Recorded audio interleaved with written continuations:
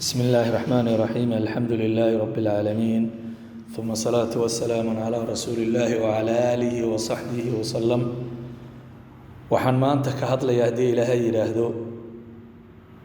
darsin yar oo ciwaankiisu uu yahay maxaa hortaagan dhismaha dawladnimada Soomaaliya maxay tahay waxa Soomaalidu ay u helinayeen dawlad oo ay markaa u noolaadaan sida ummadaha ayaga asaagooda ah ay u nool yihiin oo sharaf iyo qiimo ayagoo sharaf iyo qiimo leh ay dhulkooda markaa ugu noolaadaan waa kuwa ka cararaya oo isdilaya oo waliba haddana ay ka sii darayaan markaad fiiriso xaaladda dalka maanta uu marayo arintaas ayaan wax yar ka sheegay hadii Ilaahay yiraahdo waa mowduuc ballaaran runtii dadka culimada ah iyo mufakkiriinta iyo mutacallimiinta iyo inta bulshada indhaha oo wax taqaana ay gabeen waxaan isleeyahay hadii sida ganacsiga loogu dadaalo iyo masaalix shakhsiya dawladnimada iyo inaan dawlad noqono waqti loo gelin lahaa waxaan u maleynayaa inaan heerka aan maanta taaganahay aan muxuu ahaa ka roonaan lahayn walaalayaal waxa inaan noqono dawlad noo diiday waxyaabo badan baa keenay runtii waana muxaadaraad kaamil ah oo muddo soconaya hadii la yiraahdo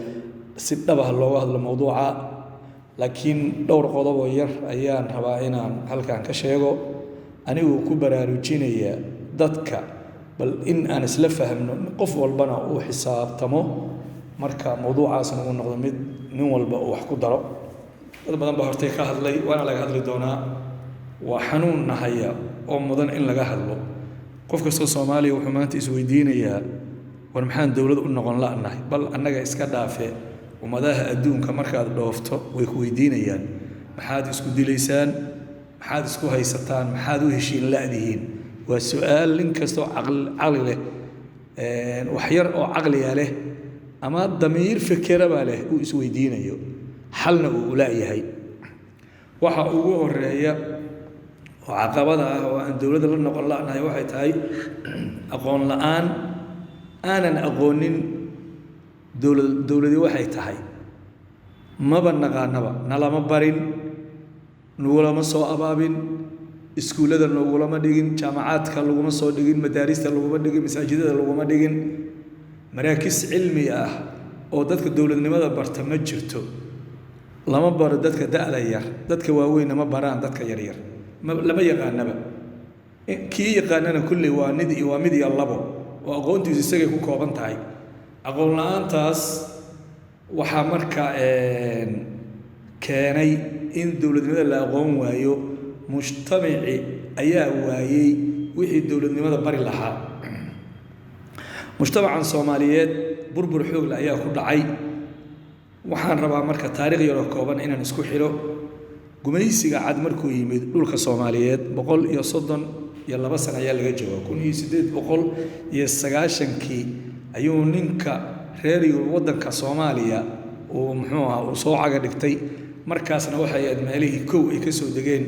berbere iyo aan u maleynayaa inay ahayd 1890kii Ingiriiska oo marka odayaasha reer berbere waqooyiga ahaa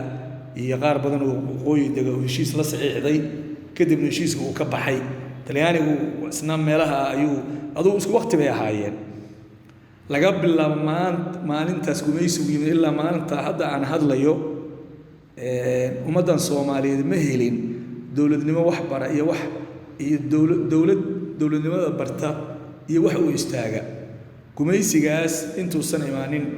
ummadda Soomaaliyeed inta badan reermiyi ah ay xoolo dhaqato ah muslimiin ah fitradii islaamnimada haysta qabyaalad iyo isdil wuu jiray laakiin dad qiyam diineed leh dadnimo leh Soomaalinimo wuxuun karaamo leh ay ahaayeen oo ay isku difaacaan waxaana kuugu daliila dagaaladii dheeraa oo xabashidu ay ku soo qaadi jirtay ummadda Soomaaliyeed iyo sida awoowayaasheen ay sutiga ugu qabteen oo isaga celiyeen ayaad garanaysaa lama hayo taariikhda Soomaaliyeed oo laga bilaabo xilliga wixii ka horeeyay nin Soomaaliya oo xabashi inta aad wax ka soo qaata ama miciin bida ama hoos orda ama walaalkii u soo kaxaysta lama arag waxaani mar dambe ayay bilowdeen oo ummaddu aafada ku dhacday walaalayaal arrintaas marka waxaan isleeyahay mujtamacu markaan tusaale u soo qaato rasuulka calayhi salaatu wasalaam isaga ayaa noogu filan tusaale iyo inaan ku dayanno 13 sannadood ayuu saxaabada tarbiyeynayay ee uu maka joogay oo caqiidada lagala hadlayay oo ilaahay lagu xirayay oo kalsoonidadeeda la baray laana qofku markuu ilaahay ku xirmo kalsooni buu helayaa wuxuu yaqiinsanayaa in alla maahan aan qof kale wax ka dhigi karin in allah maahan nin kale wax siin karin in allah mulkiga bixiyo in ilaah wax dilo inuu koonkan isagu leeyahay in laga cabsado inuu mudan yahay rasuulku tarbiyo qofka ilaah ku xiraysa iyo shakhsiyan u dhisaysa ayuu markaa oo tawxiid ah ayuu 13 sano waday wax xukun iyo salaad iyo soon iyo kama hadlin rasuulka calayhi salaatu wasalaam magaalada madiina markuu tagay 10 sano joogay ayaa inta badan muxuu ahaa aayaadka ama suuradaha madaniga ay soo degayeen oo ka hadlayay macaamilka iyo dowladnimada islaamka iyo dhismaheeda iyo qasawaadkii iyo sidii dowladda dhisantay dowladdii markii la dhisay markiiba weerar baa Quraysh ku soo qaaday iyo cadowga islaamka oo dhan marka dagaal xoog la ay galeen oo ay ku difaacayeen dowladda marka rasuulka calayhi salaatu wasalaam xilliga uu noolaa furus iyo roomaan dhulka iyaga haystay maalinna ma dhihin hal la aado iyaga aqoon loo doonto waxa laga soo qaato miciin ma bidin fikirkii ilaahay subxaanahu wa tacaala waxyigiisii ayuu baray saxaabadiina waxay noqdeen 25 sannadood labadii dowladood oo furus iyo roomaan inay kaga takhalusaan marka ummadda Soomaaliyeed oo sidan u baaba'san waxyi ilaahay subxaanahu wa tacaala samaawiya wax aan diintaan ahayn in lagu dhaqo oo waliba dad aqoon u leh inay ku dhaqaan maanta dadaan la aqoon diinta ku dhaqankeedii waxba qiimo ma laha waxa daadan aqoon sida ugu dhaqmay ma taqaanid wax kale oo ummadaan wax u taraya lama arko dowladnimo laaluush lagu dhisay mabaadiish shay laga keenay muxuu ahaa oday dhaqameed aan dowladnimo aqoon u leh dastuur soo qor waxaas oo waa waqti lumis cimrigeena ayaan ku weynaynaa ka dhasha hadda ayaa laga yaabo inuu ku gaboobo ku weynaado waxaan hadaan laga bixin marka sidaas ayay ahaayeen wadamadan Yurub walaalayaal hadda aad aragtaan oo dowladnimada iyo maamulka iyo meesha aragti ka gaaray iskama aysan imaanin qarniyadii 15aad iyo qarnigii 16aad waxa la dhigi jiray Yurub ayaguna isu yaqaan caalamka looga yaqaanay qarniyadii mugdi al-usur al-mudlima xilliyadii mugdiga ayaa la yiraahdaa oo in dhaxiraayeen muslimkuna cirkaas u marayay markaa 300 sano laga bilaab qarnigii 16aad qarnigii 15aad aan dhihi lahaa ilaa qarnigii 18aad meelaha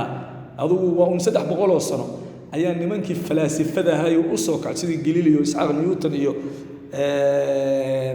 thawradii Faransiiska oo wax badan wax ka bedeshay niman culimo ah oo mufakkiriin ayaa u soo baxay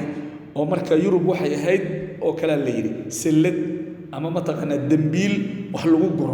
guro runtii cilmi badan oo maadiya way keeneen oo islaamka ka soo turjumeen inta badan laakiin cilmigoodii wuxuu dhaxal siiyay ara ay u qabeen kaniisadda iyo rijaaludiin inay mulxidiin noqdaan oo ilaahay subxaanahu wa tacaala ay yiraahdaan ma jiraba markaas qof dad badan oo muslimiin oo jaamacaadka qarbiga ka baxay reer galbeedka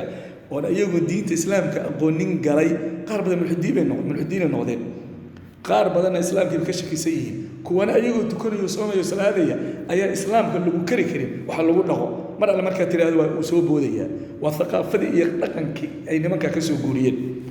marka walaalayaal mujtamaca Soomaaliyeed anu waxaan ku tali lahaa in dawladnimada la baro haddii la waayo inaan dawlad ahaano dhulka aan joognana waa la qaadanayaa waana suulaynaa maantana baahida aan dawlad u qabno Allah subhanahu wa ta'ala baa og marka walaalayaal waa inaan ku dadaalno inaan muxuu ahaa aan barano dawladnimada iyada ayaa naga wada nagu filan muxuu ahaa nagana badan xal kale oo ummadda Soomaaliyeed ay ku badbaadi karto lamaarko in dawlad islaaman la helo xukunka ilaahay loo noqdo ilaahay loo tooba keeno dhibkana hayana ilaahay baa naga saari kara gaala nagama saari karto African Union nagama saari karaan inta ayaan ku soo koobay hadalkayga billahi tawfiiq wa salaamu alaykum wa rahmatullahi wa barakaatuh